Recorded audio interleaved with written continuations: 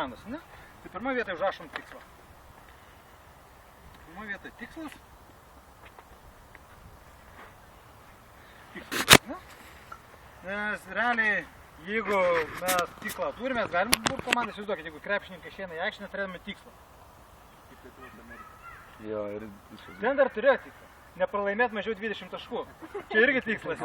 Blogas. Kai neturi tiklą, tai vienas tenai vidurį aikštės atsigulė, deginasi, kitas ten su žiūrovai, ta prasme, nu kiekvienas turi savo tiklus atskirius. Lietuva su Amerika turėjo tiklą nepralaimėti, minus 20. Arba neleis, būna geras tiklas, neduodam jiems 100 minus. Kiek mes leisim, tai tiem neduodam. Bet tai yra tikslai. Jeigu mes neturim tiklą, mums net komanda nereikia. Kas antroje vietoje? Kas? O kas tą Betonovkę sugalvoja? Lyderis. Lyderis. Ar komandai reikalingas lyderis? Taip. Pirmas antroje vietoje. Arba direktorius. Taip, dabar žiūrėkite, nelabai yra toks paradoksas. Ar direktorius būtinai turi būti lyderis? Nebūtinai. Būtų geriau. Būtų geriau, bet jisai turėtų būti. Aišku nebūtina, aišku nebūtina. Šiaip lyderis yra tas, kuris suburia komandą ir veda į tikslą. Direktorius gali duoti užduotį, bet komandai atsiras tas lyderis, jisai bus, bet kokia atveju direktorius bus formalusis lyderis. Nes jisai yra aukščiau ir, ta prasme, jisai yra tas. Bet yra tie, žinot, tie komandos, tokie komandos žmogus. Tai, ta prasme, su juo fainai, su užburia, ta prasme, jų rankose būna nusvyrę, vis tiek pakelia ir mes einam toliau. Ir su lyderiu dar yra toks vienas įdomus dalykas. Yra dviejų tipų lyderių. Yra negatyvus lyderiai ir pozityvus lyderiai. Kaip juos atskirti? Išveidę. Negatyvus lyderis yra, jis irgi turi iškalbą, suburia žmonės, viską daro, ta prasme, bet ką jis daro? Visada kalbės negatyvą ir visada kalbės prieš. Nu ir sakys viskas, kad blogai, mes nepadarysim, mes čia turim priešintis, mes turim bla bla bla. O pozityvus ir viską atvirkščiai ir sakys, jei, mes čia viską padarysim. Kaip šiandien mindys. Taip, kaip šiandien mindys sakė. Taip, labai teisingai, nes negatyvus lyderis sakys, nu neimkim, nu nepadarysim to, nu nesąmonė, ten, sakykim, dar nesąmoningas čia planas, nu nepadarysim, net nebandom, nu neimkim. Jeigu visi nedarysim, tai nieko nedarysim, ne? Gerai. Gali būti lyderis?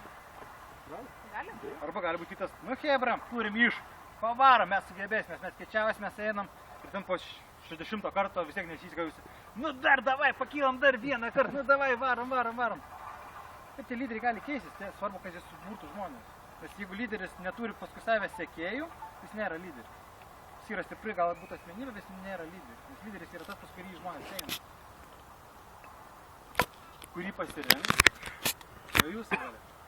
Ar jūs norite eiti pagal tą negatyvųjį, ar jūs norite pagal pozityvųjį? Kaip dažniausiai žmonės dar?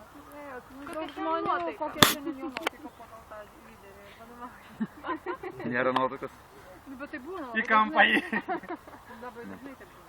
Nes jeigu atsiranda, vis laik dažnai būna grupėse atsiranda negatyvusis lyderis, jeigu atsiranda palaikantysis, jis gauna jėgą. Jeigu nėra palaikančiųjų, viskas jėgos neranda, jis tampa vėl daro komandą. Trečioj. Kas trečioj vietoje? Bendravimas. Jau jūs čia padarėte, šitas yra komunikacija. Oi, komunikacija. Komunikacija. Kas čia yra to?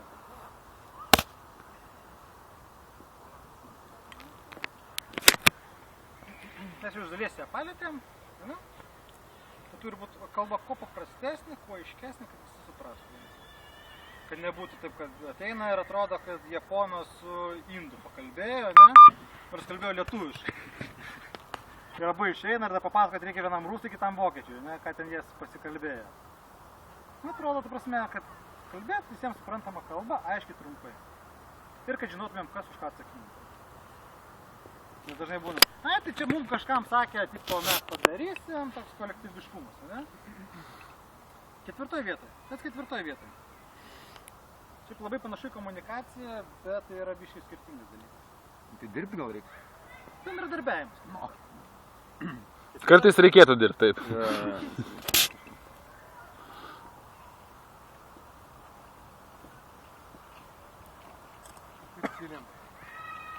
Bendradarbiavimas. Kas yra bendradarbiavimas? Nes daug kas man sako, tai komunikacija ir bendradarbiavimas tas pats. Komunikacija, sakykim, tai kalbam, kaip kalbėsim, kaip atskirsim dar kažką. Bendradarbiavimas tai yra, kaip mes darėm atsistojimą, ne? Gerai, kadangi mes apie krepšinį pradėjom, tai pasakysiu Valančiūnas, ne? Nu, yra geriausias Lietuvos žaidėjas šiai dienai. Nu, galima ginčytis, Valančiūnas, bet, nu, sakykim, jisai brangiausias ir gal visa Kanada žino Lietuvą vien dėl jo, ne? Tiesiog, iš aikštės išbėga 5 Valančiūnai. Kas gaunasi? Niekam žaist tam. Galiu pasakyti, atkovoti kamuoliai visi bus. Bet to ir pasibaigė. Dėl to bendradarbiavimas yra, nes mes kiekvienas turim savo stiprybės, kiekvienas turim savo silpnybės. Kiekvienas vieną darbą išmokam geriau, kitą mažiau.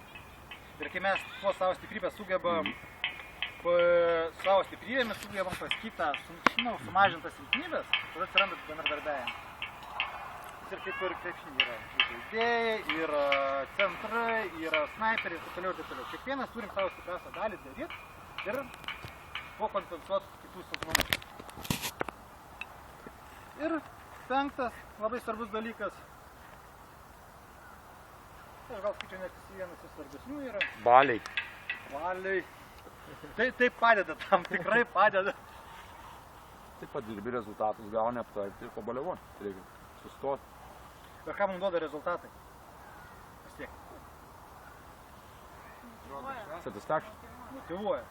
Ką dar? O tai motyvacija ką dar suteikia mums? Pasitenkinimą. Arba dar pasitikėjimą, ne? Jeigu mes padarom rezultatus, mes pasitikim. Jeigu mes niekad nepasiekėm rezultatų, koks mūsų pasitikėjimas? Kaip tai vietoj pasitikėjimas.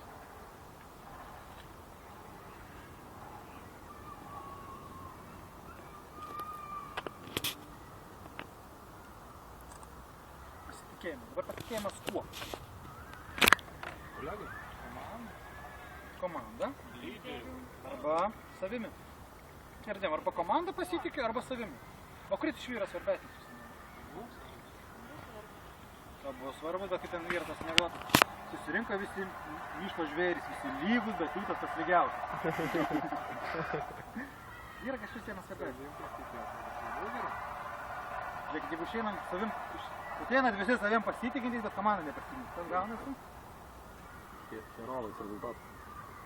O jeigu ateinam visi nepasitikintys savim, bet žinom, kad komandą mes tikrai pasitikėsim? Laimėsim.